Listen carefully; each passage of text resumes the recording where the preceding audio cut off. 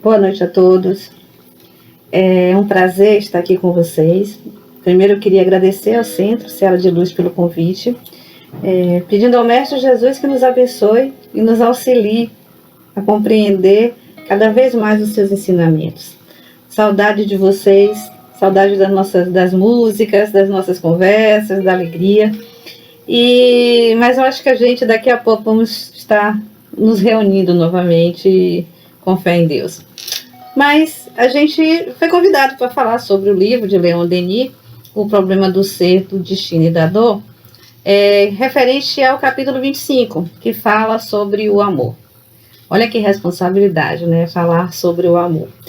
E nesse livro, primeiro Leon Denis vai nos falar sobre o que a gente concebe o amor como um sentimento que nos leva assim, ao encontro ao outro. Com desejo de se unir. Então, a gente, quando ele fala desse amor que está querendo nos levar a alguém, a gente pode falar que seria o amor carnal, aquele que a gente tem vontade de estar do lado do outro o tempo todo. Seria aquele, por exemplo, que toda princesa tem vontade de encontrar no seu príncipe encantado, para que seja feliz para sempre. Mas assim, será que esse amor de princesa, ele seria o amor real?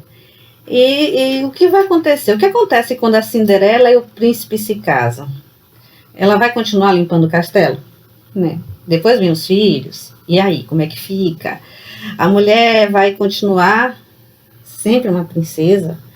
O homem vai conseguir ficar sempre um príncipe? As histórias encantadas não nos contam o que acontece depois. Elas sempre nos dizem que foram felizes para sempre. Mas será que foram mesmo?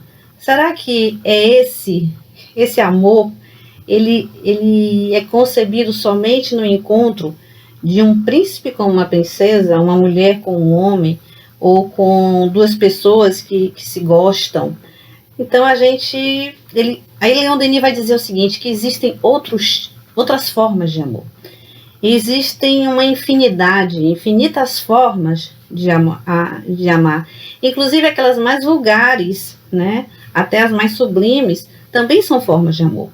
Então, existe o amor de casal, existe o amor aos pais, amor aos filhos, existe amor aos irmãos, amor à pátria, amor à terra, amor à natureza.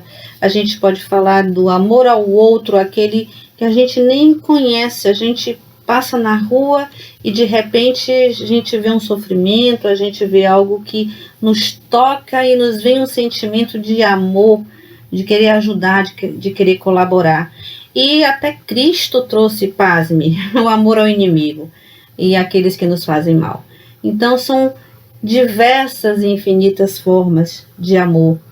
E o próprio Jesus já coloca o amor como todo mandamento, como toda regra necessária para a gente ser feliz, né? Quando ele fala que amarás a teu Deus de todo o teu coração, de toda a tua alma, de todo o teu espírito, é o primeiro mandamento, e amarás a teu próximo como a ti mesmo, é o segundo mandamento. E aí ele fecha no amor a Deus, ao outro e a si, como o mandamento maior, como a regra maior, a regra de ouro, aquela que a gente não é inconteste, é aquela que é sublime, a final. E o amor, se a gente verifica, ela impera em todas essas etapas, né? Tanto para Deus, como para o próximo, como para a gente mesmo. Porque às vezes a gente quer amar o outro sem começar a se amar. E existe um processo. Ninguém pode amar a Deus se não amar a si, se não amar ao outro. São coisas que vão se unindo, vão se fechando para que esse amor ele envolva, ele englobe essa relação de plenitude que é o amor. Então, quando Leon Denis vai falar sobre amor, ele nos fala a primeira coisa que ele provém de Deus. é o foco da vida. Deus é o foco da vida e do amor. É assim que ele fala. E diz que Deus é amor. Então, a gente nem fala que é qualidade, né? A gente nem diz que Deus é amoroso. Ele coloca, Leon Denis coloca que Deus é amor. Deus é um substantivo, é algo que existe. E ele repete, né? Ele fala aqui, acima de Deus, ou acima de tudo que existe, Deus é amor.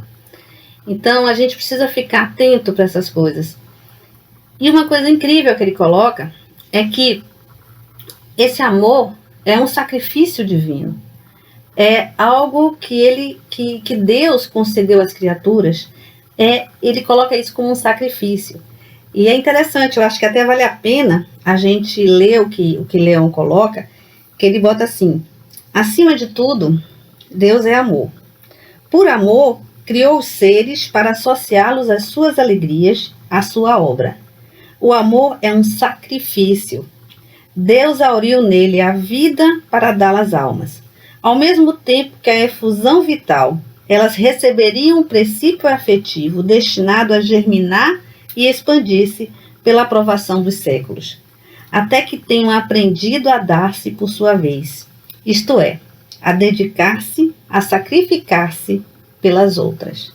Com esse sacrifício, em vez de se amesquinharem, mais se engrandecem, enobrecem e aproximam-se do foco supremo.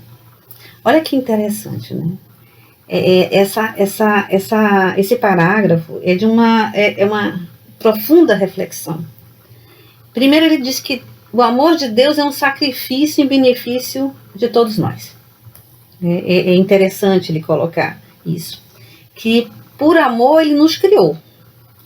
E ele tira de si esse amor. E dá a cada um de nós uma cota, um pedaço. E a gente, e nós que recebemos essa cota, a gente tem a responsabilidade de fazer aquela pequena cota de amor germinar, através das provações, através de cada instante, cada dia, cada vida, a gente vai amadurecendo, vai fazendo com que esse amor vá germinando, vá crescendo, vá evoluindo. E esse amor, ele crescendo, ele germinando, ele vai fazer com que nós estejamos aptos a também nos sacrificar, entregando um pouco desse amor para o outro. Olha que bonito olha que poético essa passagem. Como existe uma profundidade de dizer que o que Deus nos deu, uma pequena proporção, nós, através dos séculos, através das nossas vidas, através das nossas provações, vamos ampliando, vamos fazendo com que evolua, com que cresça, para que nós agora, como Deus, possamos distribuí-las. É algo que é extremamente bonito. E Leon Denis vai dizer que esse amor, ele nunca se esgota. Ele se renova o tempo todo. Essa força, né, criadora e que se desenvolve, ela é dinâmica. Ela não fica estacionada. Ela pode até ficar um pouquinho parada. A gente pode até de vez em quando esquecer que esse amor está aqui dentro, está guardado. Mas existe algo que faz com que a gente coloque isso para fora, que a gente produza, que a gente sinta.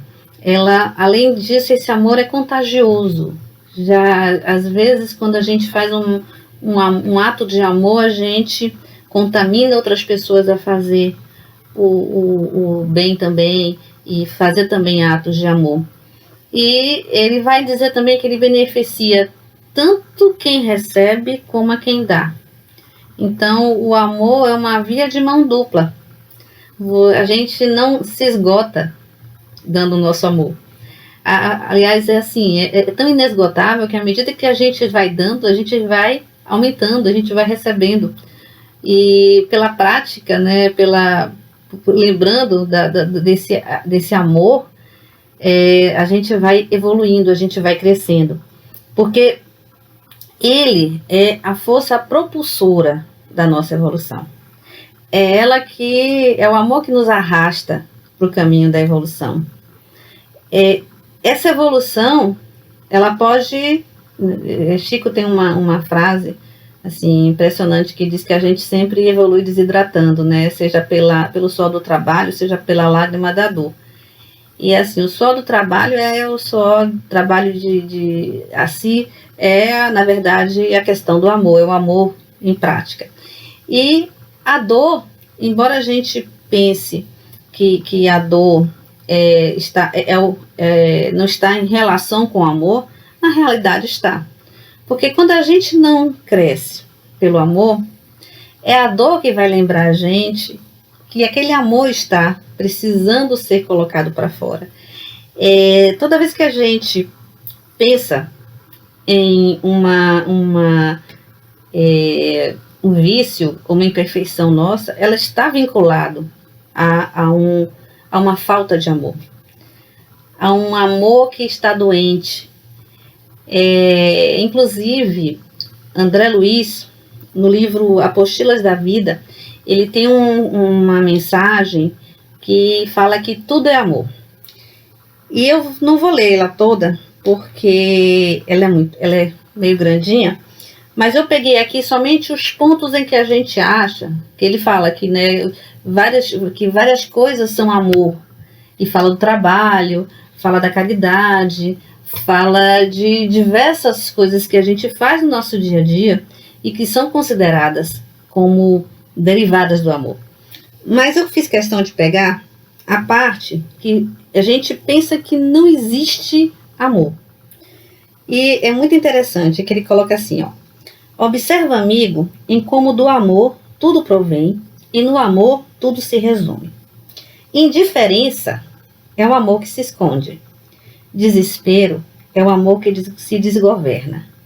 Paixão é o amor que se desequilibra. Ciúme é o amor que se desvaira. Egoísmo é o amor que se animaliza. Orgulho é o amor que se enlouquece. Sensualismo é o amor que se envenena. Vaidade é o amor que se embriaga.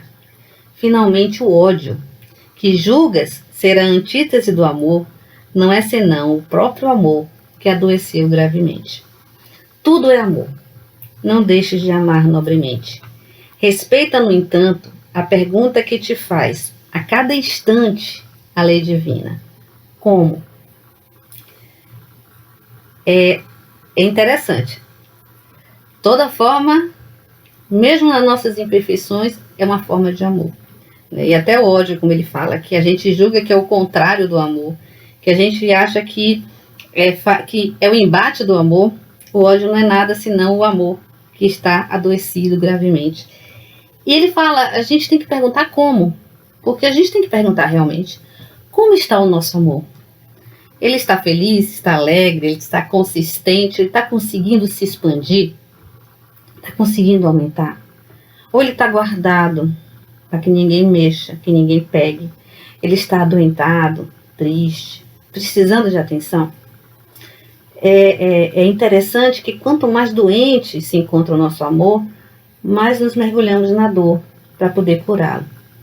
Existe a doença, que é o nosso vício, a nossa imperfeição, e existe a cura. Mas a cura, às vezes, é tão amarga que a gente confunde com a dor. A gente acha que a dor é algo que é injusto, que a gente sofre porque Deus não nos ama ou a sorte nos abandonou. Na verdade, a dor, às vezes, ou na maioria das vezes, é o remédio que a nossa alma adoentada precisa.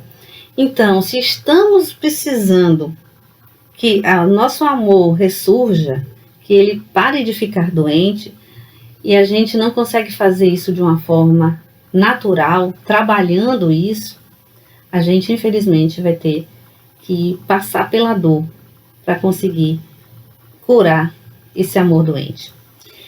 Às vezes, a gente até se engana, achando que não estamos doentes. Às vezes, a gente pensa que não, eu não tenho nenhum tipo de imperfeição, nenhum tipo de vício. E a gente precisa prestar bastante atenção, Porque às vezes a gente pensa assim porque o orgulho, que é um dos piores males, é que está nos enganando. É ele que está fazendo que a gente não perceba o nosso defeito, o nosso problema, nossa questão íntima, ou então está tentando minimizar aquilo que nós realmente temos. Mas se a gente quiser saber se realmente estamos sendo enganados pelo orgulho, basta a gente olhar para si e perguntar o porquê daquela dor.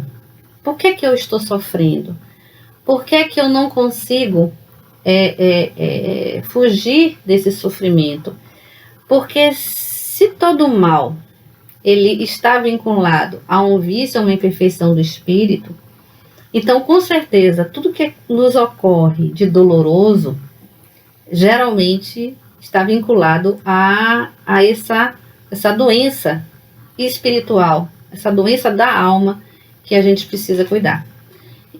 Semana passada mesmo eu estava falando da parábola do filho pródigo, e aquele filho, né, que pediu ao pai para torrar a herança e pediu ao pai a antecipação da herança para torrar ela, e torrou ela, chegou a ficar pobre, passando fome. Ele dissipa os bens do pai, é por isso que a gente chama, né, que é o filho pródigo, é o filho esbanjador, aquele que comete excessos. E ele, em vez de aproveitar a oportunidade, né, com os recursos que o pai tinha lhe dado, antecipando a herança dele, para crescer, para evoluir, para produzir algo de bom, ele vive de forma desequilibrada.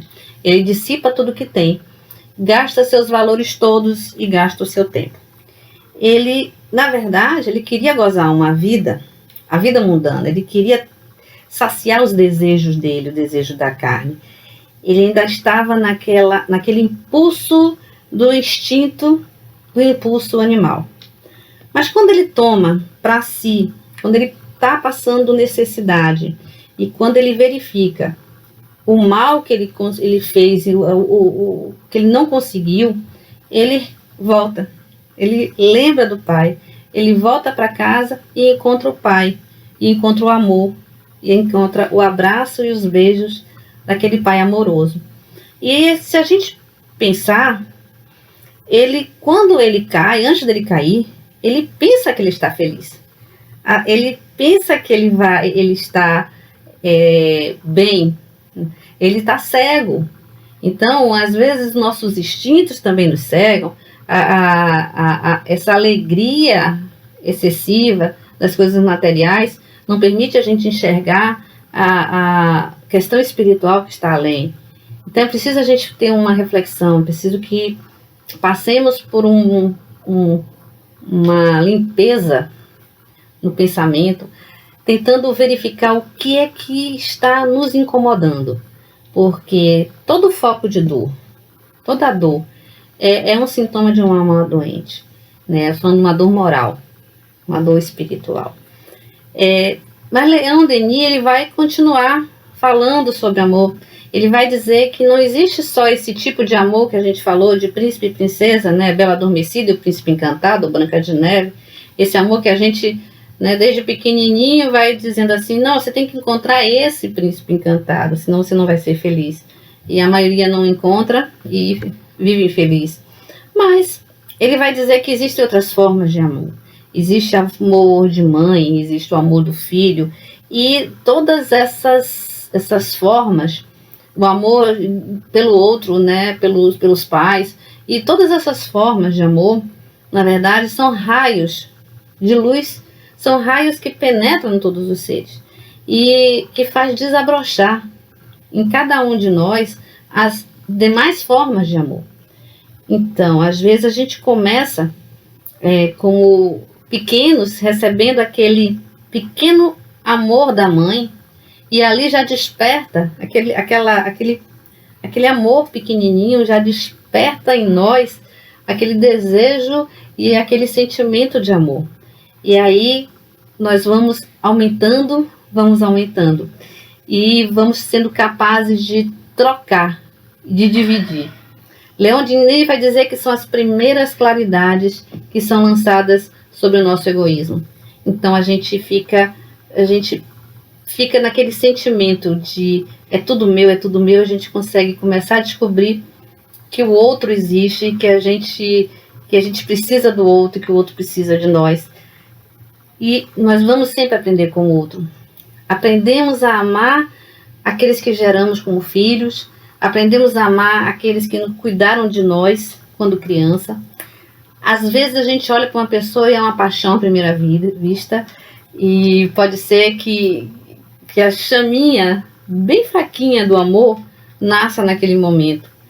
Mas, de qualquer jeito, essa chama, ela pode subir, ela vai crescer, com certeza, e ela vai se ampliar. Então, Leon Denis vai continuar falando o seguinte, que assim, de grau em grau, sob a influência e a irradiação do amor, a alma desenvolver-se-á e engrandecerá. É o que a gente está falando, né? Que ela, aos poucos, de grau em grau, pouquinho a pouquinho, a alma vai desenvolvendo e vai alargando o círculo de suas sensações. Lentamente, o que nela não era senão paixão, desejo carnal, e se ar depurando, transformando num sentimento nobre e desinteressado. A afeição a um só, ou a alguns, converter-se-á na afeição a todos, a família, a pátria, a humanidade. E a alma adquirirá a plenitude de seu desenvolvimento quando for capaz de compreender a vida celeste, que é todo amor, e a participar dela. Tudo que a gente falou aqui. A partir do momento em que essa chama que está dentro de nós, que Deus nos deu em uma cota, e que está aqui, dentro de nós, à medida que nós vamos nos relacionando com o outro, essa chama ela vai se expandindo. Essa chama ela vai aumentando. E no capítulo 11 do Evangelho segundo o Espiritismo, quando Kardec fala do amar ao próximo como a si mesmo, nas instruções dos Espíritos, fala assim: o amor resume inteiramente a doutrina de Jesus, porque é o sentimento por excelência.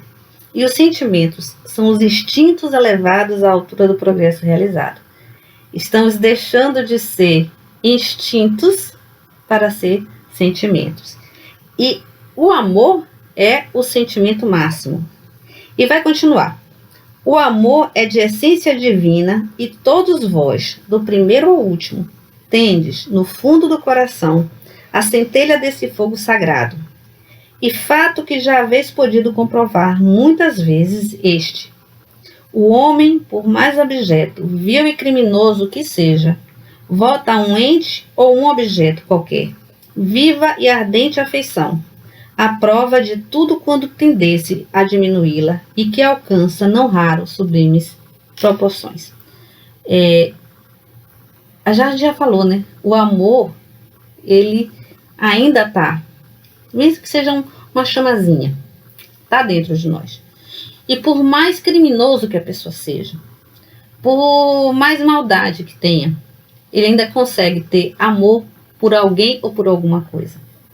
É interessante porque quando a gente vê, por exemplo, nas sessões, né, mediúnicas, muitos espíritos chegam na rebeldia, na raiva, naquela sensação de querer se vingar de tudo e de todos. E, de repente, alguém, o doutrinador, lembra ele de um pai, de uma mãe, de um filho, e pergunta: há quanto tempo você não vê eles? E isso traz para eles aquela emoção que, por lembrar daquele pai, daquela mãe, daquele filho, daquela pessoa que ele amou, ele é capaz até de abaixar um pouco a sua raiva, baixar um pouco o seu ódio e buscar uma renovação por conta de alguém que ama. É bem interessante isso, né? E Leon Denis também vai dizer que o amor, ele é mais forte que o ódio e mais poderoso que a morte. Quando ele fala esse trecho no livro, ele vem nos falar sobre Jesus. Ele fala do Cristo. fala que o Cristo ele só teve 3 anos de evangelização para nos ajudar, para trazer para a gente, né, para explicar para a gente tudo que era a doutrina dele de amor. Mas sua doutrina, ela foi aceita por conta do amor. Não foi a oratória, não foi porque ele falava bem, não foi porque ele fez milagres, não. Tudo isso fez parte da doutrina dele, fez parte da forma que ele veio para trazer o ensino. Mas o ensino, na verdade, é esse ensino que foi essa lei de amor que ele veio trazer. Então, mesmo que o homem tenha utilizado o cristianismo para fazer algumas maldades, para guerras, para utilizar o Cristo como uma forma de perseguição através da Inquisição, perseguir pessoas, né, por conta disso. Hoje a mensagem de Jesus sobrevive ainda por conta do amor, né? Mesmo que essa mensagem seja deturpada e às vezes utilizada para fins obscuros, que sejam usadas, né, a palavra de Jesus seja usada para enganar pessoas ou promover intolerância. Mas de qualquer jeito, só não enxerga o amor, não enxerga o amor aquele que realmente não tem ouvidos de ouvir e olhos de ver. Porque toda a parábola e toda a história do Cristo, ela tem esse fundo, tem o ensinamento do amor. Então, em nenhum momento, ele veio nos trazer outra lei, outro mandamento, como a gente falou no começo, que não fosse o amor ao Pai, ao próximo e a si. Então, todo aquele que pensa que Jesus não veio trazer essa mensagem e utiliza essa mensagem para deturpar, está criando realmente um problema para si. E aquele que vai também buscando achando, ele não entendeu a palavra, achando que o significado da palavra de Jesus é outra que não seja a do amor. Ele também, de uma certa forma, ele está se enganando, porque a mensagem é clara, né? As histórias de Jesus são claras. Em nenhum momento ele pregou a intolerância ou a perseguição. Essa semana mesmo eu até li, acho que anteontem ou foi ontem, que em Osasco, na cidade de Osasco, em São Paulo, um grupo de 4 pessoas invadiram uma igreja e destruíram 7 imagens. 7 imagens. E algumas delas antigas, com mais de 70 anos, de imagens até italianas e antigas, e destruíram essas imagens. Eles entraram, foram 2 homens e 2 mulheres, destruíram algumas obras que tinham dentro da igreja e fugiram. Algumas agora nem tem como recuperar. Alguma dessas imagens, alguma dessas obras não tem nem como recuperar. E aí, na hora da saída, o padre que mora atrás da igreja ouviu o barulho e saiu. E quando saiu, ainda conseguiu encontrar um dos homens que já estava fugindo. E ele perguntou: meu filho, por que isso? Por que você fez isso? E o homem respondeu: em nome de Jesus. E aí eu fico me questionando: que Jesus é esse? Que Jesus? Porque assim, o Cristo que a gente conhece, ele tem compaixão, amor, perdão, ele busca a pacificação. Lembra os bem-aventuranças? Em nenhum momento ele falou que seja, né, bem-aventurados os intolerantes, bem-aventurados os preconceituosos, bem-aventurados que fazem guerra. Em nenhum momento ele falou isso. Muito pelo contrário. Toda bem-aventurança, todo o ensinamento dele é pautado, embasado na lei do amor. E todas as demais virtudes, seja ela a tolerância, a paciência, seja ela a caridade, seja ela qualquer uma das que forem, que a gente conheça, ela tem como base esse amor. E essa cota de amor que Deus nos deu. Então, No livro Pensamento e Vida, Emmanuel vai nos dizer que o amor puro é o reflexo do Criador em todas as criaturas. Brilha em tudo e em tudo palpita na mesma vibração de sabedoria e beleza. Plasma divino com que Deus envolve tudo que é criado. O amor é o hálito dele mesmo, penetrando o universo. Estamos envolvidos nesse amor. Estamos respirando o hálito de Deus. Então, não tem como. A gente pode até, às vezes, segurar a respiração para não permitir se envolver nessa atmosfera de amor que Deus emana. Mas isso é passageiro. Isso com certeza vai passar. Mas isso só acontece enquanto a gente não vê que o amor é realmente universal. Se estamos todos nós envolvidos nesse hálito divino, se estamos todos vivendo e respirando esse amor de Deus, é lógico que estamos vivendo uma relação mais cósmica, menos individual, menos grupal, menos planetário, mas algo maior, algo que está no universo. Mas aí Leon Denis, no capítulo, ele vai lembrar que existem as famílias espirituais, que nós estamos unidos aos espíritos e que no mundo, no espaço, nós temos aqueles que amamos e que têm afinidade conosco. Então, nessa mensagem, ele faz uma referência à família espiritual. Ele lembra, inclusive, que assim, os espíritos que reencarnam na Terra, sozinhos, sem a presença de alguém da sua família, são pessoas que geralmente sofrem muito. Eu me lembro muito de Ivone do Amaral Pereira, que no livro dela, Recordações da Mediunidade, se eu não me engano, ela fala isso, que ela, nessa encarnação dela como Ivone, ela veio numa família que ela não reconhecia como a família dela. Ela tinha um outro pai, e ela tinha lembranças, imagina, ela tinha lembranças da última vida que ela teve.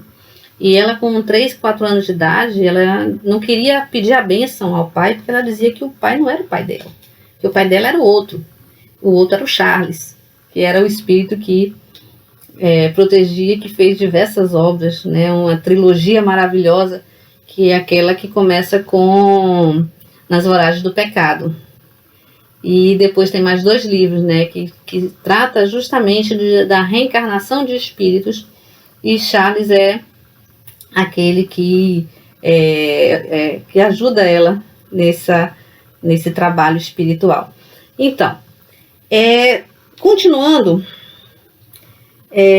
Leon Denis vai dizer: todo o poder da alma resume-se em 3 palavras: querer, saber, amar. Querer, isto é, fazer convergir toda a atividade, toda a energia para o alvo que se tem de atingir, desenvolver a vontade e aprender a dirigi-la. Esse é o primeiro poder, é querer. Então eu quero, então eu vou fixar naquele alvo, é aquilo que eu vou atrás, é aquilo que eu vou alcançar. Saber.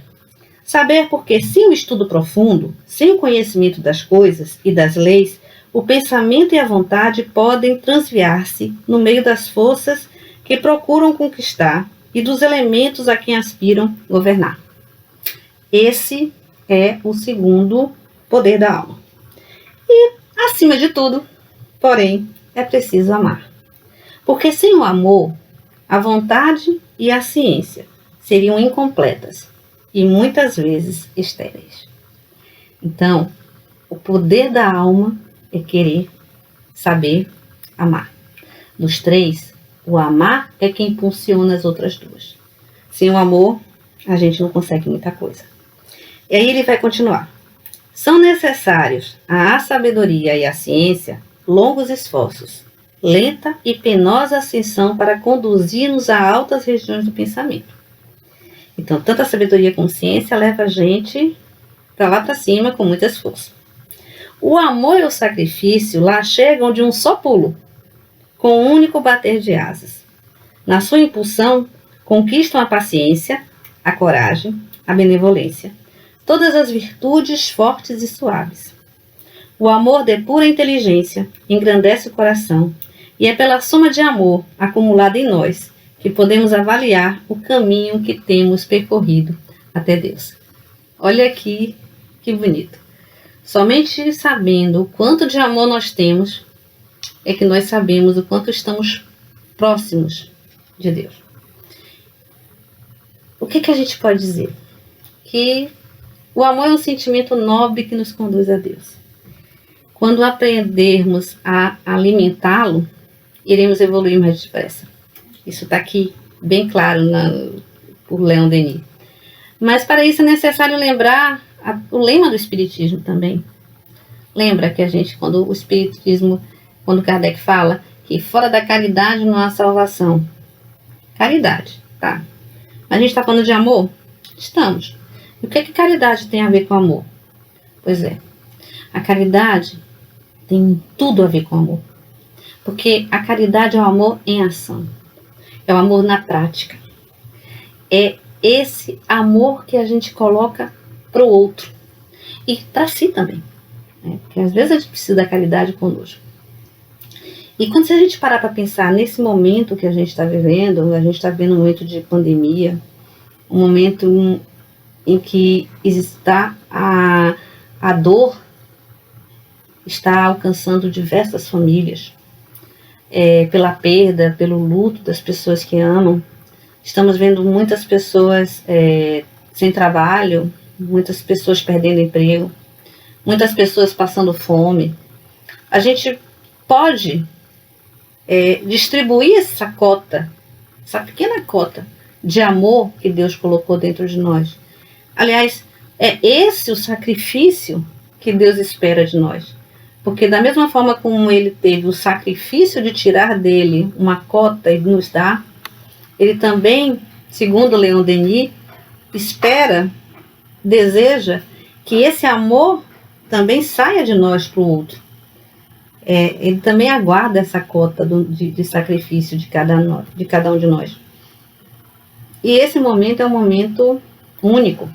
É um momento em que existe muita coisa a fazer. Muita coisa a fazer.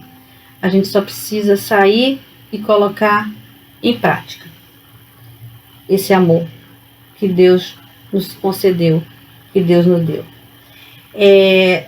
Paulo, ele falava sobre o amor de uma forma belíssima, né? Quando ele diz: ainda que eu falasse a língua dos homens e dos anjos e não tivesse amor, seria como o metal que soa e como o sino que tinha.